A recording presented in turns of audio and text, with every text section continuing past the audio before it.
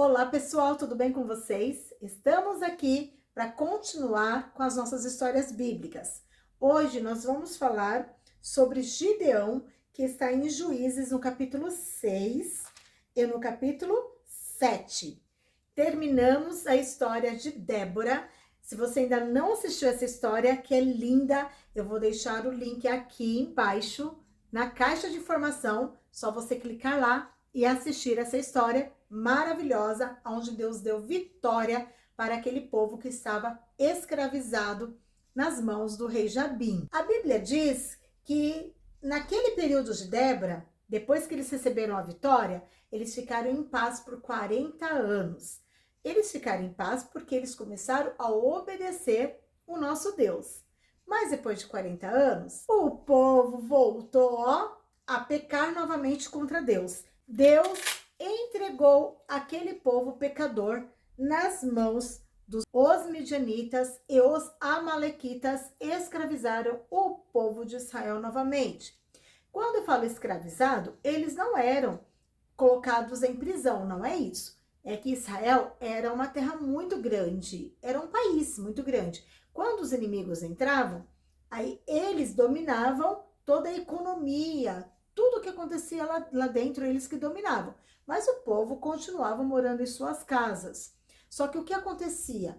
Todas as vezes que Israel ia fazer a colheita da plantação, os midianitas com os amalequitas subiam até Israel e detonavam com a colheita, pegavam toda a colheita do povo de Israel. A Bíblia diz que o medo era tão grande que alguns se escondiam em cavernas para não serem mortos e também para guardar um pouco de trigo, um pão, porque o que os midianitas viam, eles pegavam e levavam para eles. A Bíblia diz que já fazia 7 anos que os midianitas escravizavam o povo de Israel. Israel não aguentando mais o sofrimento, eles com uma tristeza muito grande, porque a Bíblia diz que eles empobreceram.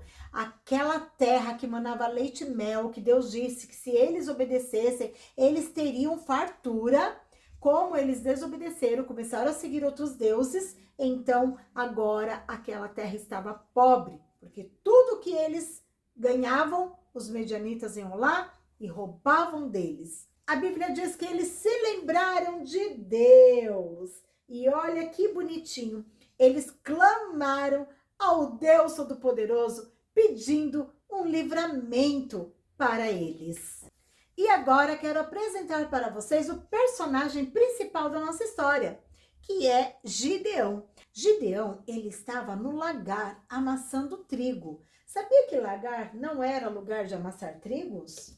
Lagar era o lugar onde era colocadas as uvas e as pessoas subiam, dentro desse lugar e ficava ali com os pés amassando as uvas para poder fazer suco, vinho. No lugar de amassar vinho, Gideão estava ali com seus molhos de trigo escondido dos midianitas, para que os midianitas não fossem lá roubar o pouco de trigo que eles tinham. Deus ouviu o clamor daquele povo e Deus enviou um anjo para falar com Gideão. E a Bíblia diz aqui que o anjo no versículo 11 do capítulo 6 diz assim: o Senhor é contigo, homem valoroso. Olha, chamar Gideão de homem valoroso. Só que Gideão estava muito triste, porque ele estava se sentindo muito abandonado com o povo sofrendo. E ele disse: se o Senhor é conosco, por que tudo isso então está acontecendo? Por que Deus esqueceu de nós, nos entregando nas mãos dos medianitas?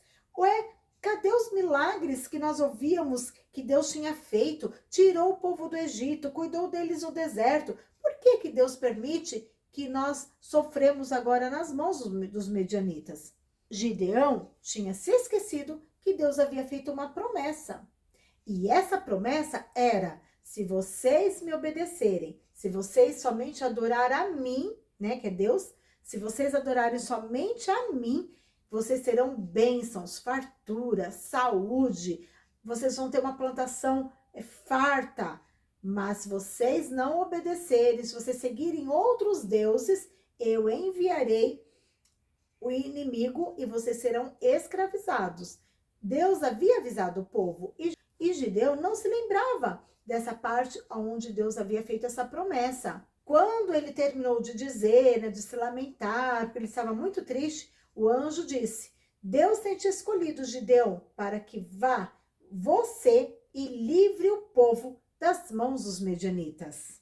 E Gideão se assustou, né, do anjo dizer: vai você livrar e eu serei contigo. Mas ele disse assim: mas Senhor, com que livrarei Israel? Eis que a minha família é a mais pobre de Manassés. Eu sou o menor da casa do meu pai. E o Senhor lhe disse: porquanto eu serei contigo, Gideão, tu ferirás aos midianitas como se fossem um homem só. Gideão, assustado, ele falou assim: se é o Senhor falando comigo, então espere aí que eu vou preparar um banquete para nós comermos. E o anjo disse: pode ir que eu esperarei. O caldo, o pão, ele traz também um animalzinho para fazer o sacrifício ali no altar. E quando ele colocou no altar, o anjo tocou no altar e um fogo muito forte saiu daquela pedra. Então Gideão viu que era realmente o anjo de Deus que estava naquele lugar. Após aquele fogo sair da pedra, o anjo desapareceu. Gideão não era tão corajoso como a gente pensa que ele era. Ele ainda ficou com medo de enfrentar o povo de Deus. Quando ordena algo, ele sempre dá uma estratégia. E quando é Deus quem manda, nós devemos obedecer, porque Deus nunca vai nos abandonar, nos deixar sozinhos em qualquer batalha que tenhamos que enfrentar. Mas ainda com medo de seguir adiante com o plano, falou assim: Senhor, eu tenho aqui um pedaço de lã e amanhã eu quero ver a terra toda seca. Mas quando eu pegar essa lã, eu quero que ela esteja encharcada de água. Assim fez Gideão. Colocou o novelo na terra e quando amanheceu que ele foi ver o novelo, e lá estava a terra muito seca, que ele espremeu o novelo saiu tanta água dele que deu para encher uma bacia. Não satisfeito ainda com o que Deus tinha feito, ele falou para o Senhor: Senhor, não fique bravo comigo, mas eu quero fazer mais um teste. Dessa vez, eu quero o contrário. Eu vou pôr o novelo de lã na terra. Agora eu quero que toda a terra esteja molhada e que o novelo de lã esteja seco. No dia seguinte que ele chega para olhar a lã, toda a terra estava molhada. E quando ele pegou na lã, a lã estava seca. Então não tinha mais dúvidas para Gideão que Deus era com ele e Deus iria ajudá-lo nessa batalha. Naquele tempo, as buzinas deles eram bem diferentes da nossa. Os homens daquela época entendiam que quando alguém buzinava, era para todos se reunirem, porque alguma coisa estava acontecendo ali entre eles ou que o inimigo estava se aproximando. Quando Gideão, ele soprou essa buzina, a Bíblia diz que 32.000 homens chegaram até ele. E ele ficou muito feliz, porque 32.000 homens é muita gente, e ainda mais com a ajuda de Deus, Deus iria fortalecer Gideão com esses 32.000 homens e eles iam vencer a batalha. Mas não era esse o plano de Deus. Deus olhou para esses homens e disse para Gideão: Gideão, tem muitos homens aqui. Vai lá, fala com eles.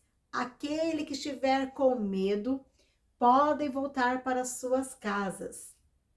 Vocês não vão acreditar. A Bíblia diz que 22.000 homens voltaram para casa. Restou 10.000 homens. 10.000 homens. Mas Gideão pensou assim: 10.000 homens? Com o poder que Deus tem, nós podemos vencer essa batalha. Mas 10.000 homens também não estavam nos planos de Deus. Por quê?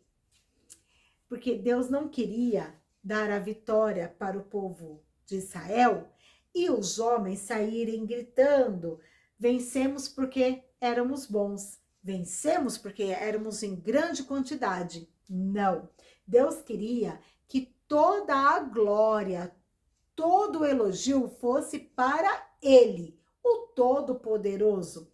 Então Deus deu uma ordem para Gideão e ele disse assim: Gideão, tem um rio, leve esses homens para beber água. E Deus disse assim: Gideão, aqueles que beberem água como animais, esses voltarão para casa, mas aqueles que pegarem a água com a mão e levarem até a boca, esses ficarão. Só que Gideão não podia dizer nada para os homens. Ele ia observar. Dos 10.000 homens, somente 300 homens beberam água levando a mão na boca. Os outros colocaram a boca na água como os animais bebem. E esses homens foram para casa, sobrando somente 300 homens. E a Bíblia diz que todo aquele inimigo, os midianitas, mas os amalequitas, se reuniram todos num vale. Todos estavam ali em tendas, dormindo ali, porque com certeza eles iam atacar alguma outra cidade. E eles eram bem unidos. A Bíblia diz que eram como gafanhotos, como areia do mar, de tantos soldados que havia nessa tenda. Só que depois que Gideão viu que só tinha 300, Deus percebeu Gideão um pouco triste. Então, Deus fala com Gideão assim: Gideão, você está triste. Para animar um pouco, vou pedir para que você desça até onde está o inimigo, para que você ouça o que eles estão falando lá embaixo. Você pode chamar um amigo para ir com você. E lá se foi Gideão, com muito cuidado, para que o inimigo não visse ele. Chegando lá embaixo do vale, ele ouviu 2 guardas conversando. E um deles falaram assim: olha, essa noite eu tive um sonho. E eu sonhei que um pão de cevada caía aqui embaixo, ia rolando, até bater aqui na tenda. E o outro ouviu e falou assim: ah, isso não é outra coisa senão a espada de Gideão. Ele pode atacar o arraial e acabar com todos nós aqui embaixo. Veja, Gideão estava com a moral, hein? Ah, quando Gideão ouviu, ele teve uma estratégia. Chamou todo o povo para que fossem guerrear.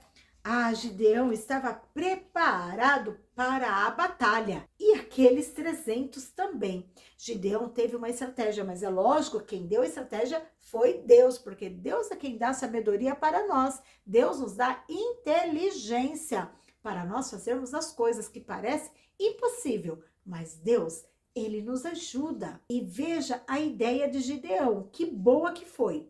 Como o inimigo estava lá embaixo, havia montanhas em volta.